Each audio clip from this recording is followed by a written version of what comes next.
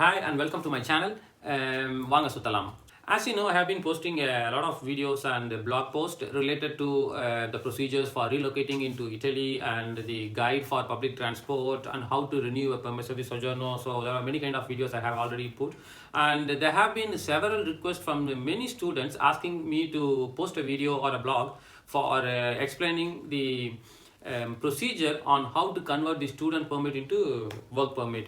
And to help them, I started doing some research and trying to find information for this, and luckily I came across a person called Asutosh Singh, who has recently and successfully converted his student permit into work permit, and now he is into a job. So immediately I thought, why don't we hear it from the person who has successfully made it happen, right? So a quick intro about Asutosh Singh. So he is an IYT scholar, a student in PoliMi, and who turned into a product manager in 3D New Technologies company in Italy. So come, let's interview him. Hello Asutosh, namaskar. Hi, namaskar. First, congratulations on your new job. So can you please tell our viewers and students in Italy about yourself and your experience as a student in Italy?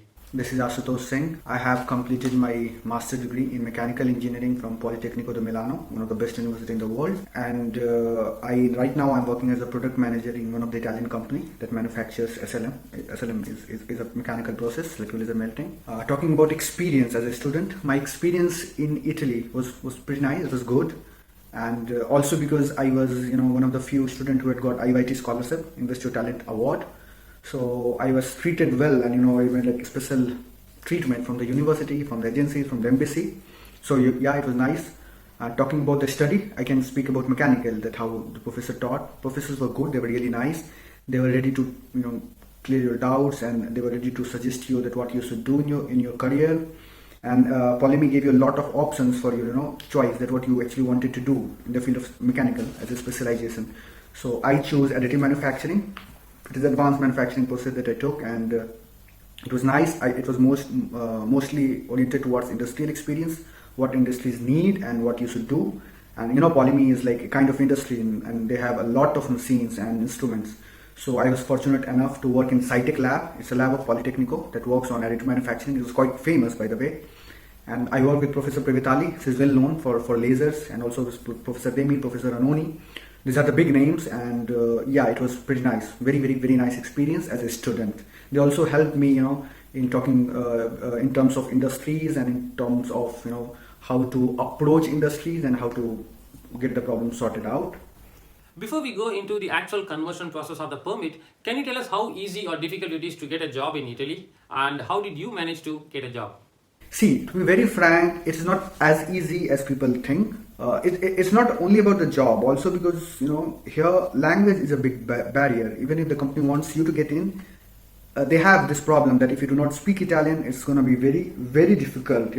Because they speak in Italy in Italian. And if you go in a company, especially in mechanical, you have to deal with people, you have to deal with engineers, workers and clients, and they speak Italian. So you must speak Italian. And to be honest, for me, it was not very difficult. I don't know, maybe because of professor or something, or maybe because of my work, my previous work and experience. And that's how I got the job. After I completed my internship, they asked me to join immediately, but I had not completed my course. So I kept on delaying, and ultimately in 2020 January, as soon as I graduated after just the holidays, I joined them. But yes, it is difficult if you don't know the language. If you want to give two advice to the students studying in Milan or in Italy about the job search, what would be it? You must learn Italian. It is, without this, it's going to be very difficult. And second is, have a very good relation with professor. Work nice. Do not just mug up things and go and tell whatever they are telling. Use your brain. That's how I worked. I was not just doing whatever my professor was telling. I was working by my own. I was like independent researcher in SciTech laboratory. And my boss, now who is my boss, he used to come there and he saw that I'm doing something which is not supposed to be done. I mean I'm doing other than the league. And they liked it. They liked it that I'm doing by my own, and that is how you should do. You should talk to professor, and you should try to be as independent as possible, and you should be more frank towards them. And based on that, they'll definitely ask you to refer you rather. I was also given a PhD option at the Politecnico, but I did not go because of my personal issues. And also, if you work well in SciTech laboratory, you will be offered as a researcher. Research fellow that I was offered, and all this thing is applicable only if you work independently in the laboratory in a good manner. Okay, so at the bottom line, study well and learn Italian. We hear that for filling in the module V2, which is necessary for getting the Nulla Osta, we need a sponsor to fill it in. But how do the company provide their details to a student when he doesn't have a Nulla Osta or a work permit? Yes, Modula V2, as soon as you complete your degree and you have a job offer, the very first thing that you should do is apply for Nulla Osta. There's something called, it is a form that you know it very well. That's a form that has to be submitted. That's more like that, no, they call it no objection certificate, that you are allowed to work. That has to be done by by applying at the website. Home Ministry website. There's a lot of form that you have to fill, and other than V2, there's a lot of form that you have to fill it up. It needs a lot of details of the company that your company or your boss must give. And some of the company says that okay, I'll not give it because they think that's headache for it. Why they'll handle all this. But in my case, it was a bit different because I told my boss was keen to join me, and so he did it for me. So the main detail that was asked in Modula V2 was the tax that was submitted by the company, VAT, you say. The tax declaration, the last year amount of tax the company has paid, the number of employees, the bank details, at what articles the company has been registered, since how many years the company is working, and what is the role that I'm being offered, why I'm being offered.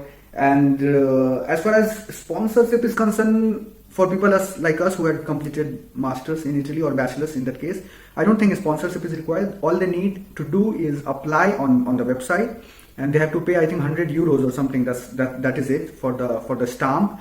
And this should have an SPID account, also the student, the employee and the employer. And that's it. They apply it, and after 3 months or 4 months you get an appointment. For me it was quite difficult because they were not giving me an appointment because of COVID. So I spoke to the same IIT External Affairs, Ministry of External Affairs, and they did it for me. Now, can you please brief your experience and the process you did to convert your student permit into work permit? As a student, we are not supposed to work full time, okay? If you have not started the process. So the very first thing I did, I spoke to my boss. Anybody would do. I spoke to my boss. I told the scenario that I must get a Nulla Osta that takes around 3 months to 4 months. So I registered myself at the university. I got my degree, complete degree. Then I went to the post office. I got my SPID account. That SPID account is necessary these days. It lets you to sign in all the government organization.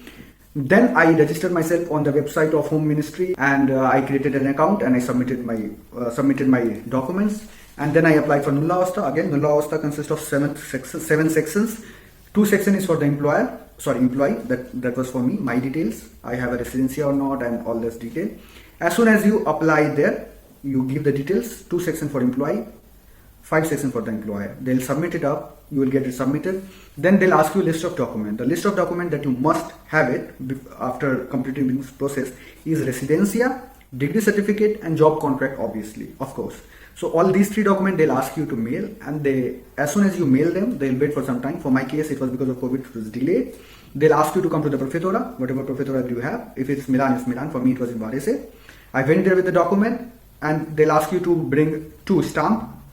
That's 16 euro 2 stamp of 16 euros. You'll go there, they will verify the document, and then they'll give you this form called Modula Q. It is a declaration by the company. You have to bring it back to the office. They will sign it off, and then you will go again. You will submit that, and then you will have Nulla Osta and a form, a complete kit that you need to go to the post office and to submit. As soon as you submit the post office, the process is the same. You have to go to they'll give you an appointment, and then you have to go to the police station, and you have to just complete the process. How long did it really take from the day you applied for the work permit and the day you got your permesso di soggiorno in hand? I applied on 7th of February, and till 28th of July, I had no clue that what I'm going to do because they were not responding, because they were not asking me to go to the prefettura. Then I told you earlier. I spoke to External Affairs, Ministry of External Affairs, the person who had asked me to come here for IIT, and then she called the prefettura, and the very next day I was asked to go there to complete the Modula Q2 and all.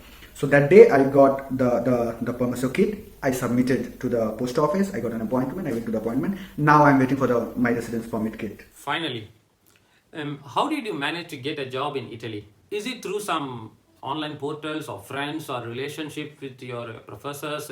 So how did you really manage to make it happen? This information will be very useful for our viewers, especially the students in Italy viewing this video. It's kind of mixed because of my effort, my connection with the professor, and also because of IIT. So as I said you, I have a very good connection and relation with my professor. I was working with them. I mean, it was like a corporate job from 9 to 6. And they liked it, and then they referred me for internship, and I went for the internship. And then my boss liked my job, and he asked me to continue, and that's how it worked. So in short, it is more like, towards, you can say that it's because of connection, and yes, the work matters. So if you need to find a job, you must have a very good connection with the professor, and you should not just mug it up and do it. Try to work independently. And there are many people working there in the university, so you have to prove yourself that you are different. And the moment you prove that you are different, you'll get it. Believe me. Thank you. Namaskar. Thank you, Ashutosh, for taking your time to explain the process and your success to the students, which will be really very helpful for the students in Italy. And viewers, I hope you like this video and it was really informative. And very soon I am also coming up with another video, which is going to be the result of my research that I did for collecting all the information related to this process of conversion of student permit into work permit. So make sure you like and subscribe this channel for more informative videos coming on Vanga Sutalam. Thank you.